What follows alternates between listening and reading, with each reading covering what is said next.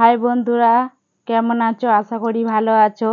দেখো চলে এসেছি আমার বইয়ের সেকেন্ড পার্টের পেজ নাম্বার 186 পড়া নিয়ে। দেখো 184 আর 185 ড্রয়িং আছে। ড্রয়িংগুলো তোমরা তোমাদের ড্রয়িং স্যারদের কাছে করে নেবে, সেই জন্য আমি চলে এলাম 186-তে।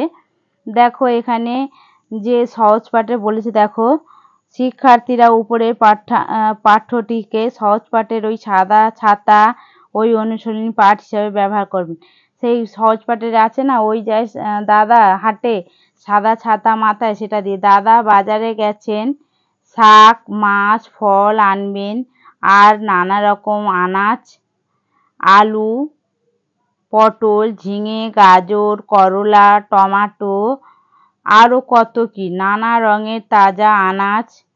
আলু পটলের তরকারি হবে, ভাত ডাল হবে, আর হবে মাছের ঝোল, শেষে মিঠাই। বাড়িতে অতিথি এসেছে, সবাই একসাথে খাবো, বেশ মজা হবে। তাহলে কি রান্না হবে? আলু পটলের তরকারি হবে, ভাত আর ডাল হবে, আর মাছের ঝোল হবে, আর শেষে মিঠাই হবে। তাহলে কারা এসেছে বাড়িতে? অতিথি এসেছে। কারা এসেছে? অতিথি এসেছে। বাড়িতে কি কি রান্না হবে? ভাত ও ডাল হবে, আর হবে মাছের ঝোল, শেষে কি হবে? মিঠাই হবে। বাড়িতে অতিথি এসেছে।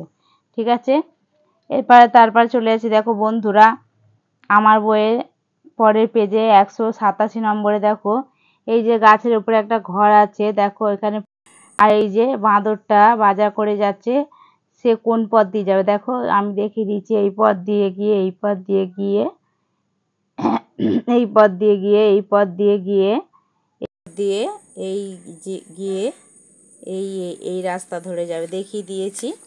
তারপর দেখো হাটে কি পাওয়া যায়, নিচে ছবি দেখো আর পাশে পাশে লেখো। দেখো এখানে আমরা ইংরেজিতে যেমন ইয়ারেঞ্জ বলি, আর বাংলায় সাজিয়ে লেখো। দেখো এখানে উল্টো পাল্টা দেওয়া আছে, তোমাদের সাজিয়ে লেখা হয়েছে পেঁয়াজ, পঁচমেন্দ্র একার উচ্চস্থ একার বর্গের যা পেঁয়াজ। আর এটা কি? করলা, একার করলা। এটা বেগুন, বয়কার গয়সু দন্তের নাম বেগুন। তারপরে দেখো টমেটো, তাহলে টমেটো। আর এটা কি? লঙ্কা, লঙ্কা একা লঙ্কা। এটা হাঁস, হয়তো আকার দন্তের হাঁস। তাহলে বন্ধুরা, আমার ভিডিওটা ভালো লাগলে অবশ্যই লাইক করো। দেখা হচ্ছে পরের পড়ার ভিডিও নিয়ে।